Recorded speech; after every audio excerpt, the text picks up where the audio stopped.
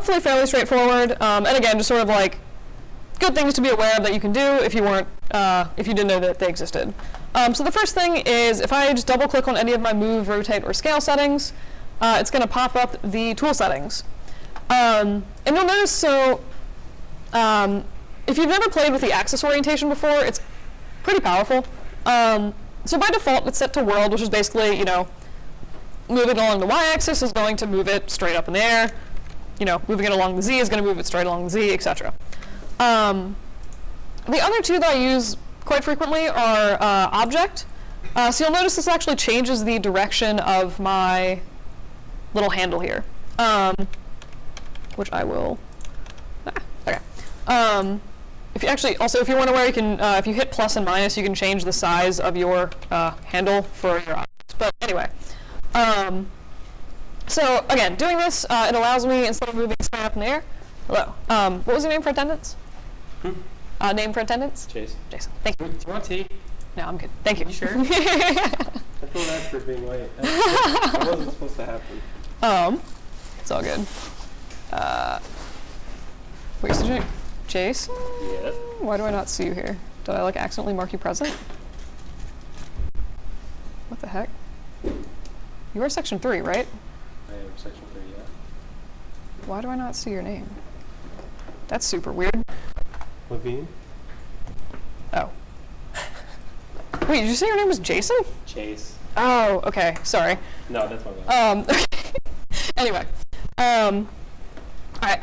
So again, by default, world is just going to take your object straight up. Switching that to object is going to move it along the object's rotation. So that way, if you need to move your thing straight out in a particular direction, it makes it really, really simple to do that. And basically, how it's actually calculating the position of this gimbal here is through the rotation of your object. So if I set that back to 0, you notice that my object gimbal pretty much looks exactly the same as my world gimbal. And again, that's because the object has no rotation on it. So that's a fun thing to be aware of. It is quite helpful if you ever do, for some reason, need to move something along a specific axis like this.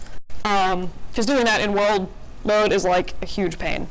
Just also be aware, so if you've ever done something with your homework or whatever and you do a lot of mesh combining, one of the reasons I recommend against that is sometimes it can get rid of useful information about pivots and stuff like that. So right now, just an example of pivots, if this is a ball joint from a robot or whatever, blah. So this is a ball joint from a robot. It's basically moving pretty much like how I would expect. It's not really swiveling around all crazy and coming out of place. And that's because the pivot is set basically right at the center of this ball, which is where it's rotating from.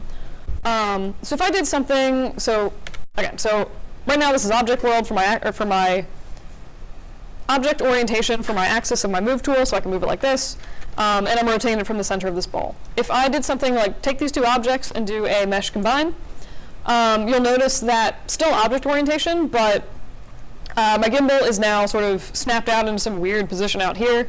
Presumably this is what it's calculated to be the center of the object. And I lose any rotation information that I add here so that my axis orientation no longer holds up. So again, that's usually why I'd recommend doing mesh combine doesn't actually functionally hurt anything. But if you did need to go back and reset up anything you wanted your gimbals to be back in place, you'd have to go through a bunch of extra hoops to make that actually happen. It would be really, really hard to get this particular object rotated straight back up again if that's something you needed. So just be aware of when you're doing mesh combines or doing stuff like modify center pivot. Just be aware of what you're doing, because sometimes pivots can make it easier to do things and manipulate things in an easy way when you're modeling, if that makes sense.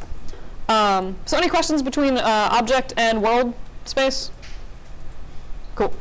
There's one more thing that I want to show you guys, and it's pretty much along the same lines. So it's just component mode here. So if you've ever done something where you're taking maybe grabbing all these dudes and you extrude them, and you'll notice the extrude handle pretty much, instead of dragging things straight in one particular direction, it's basically going to sort of move all of these more or less straight out from the object in whatever direction that face is facing, if that makes any sense at all.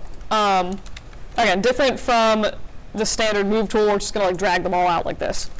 But if you're looking to recreate that effect, so you can see I still have the extrude there, I just haven't moved it, so I have all the same faces selected.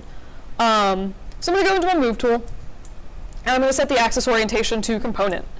And basically what this does is it treats whatever you have selected the same way as the extrude handle works pretty much. So now I can move these out in whatever direction I need. I can grab this face, and you'll notice it's pretty much pointing straight out along the normal. If I grab this face, it's pointing in a different direction, again, because that face is just sort of facing a different direction on that sphere. But again, good to be aware that you can do this, should you ever need to, because sometimes it does make your life way easier to be able to have that kind of control. So any questions on that? Cool. Only other thing I have for you guys in terms of like super random, just like good to know Maya things, is the, what is it called?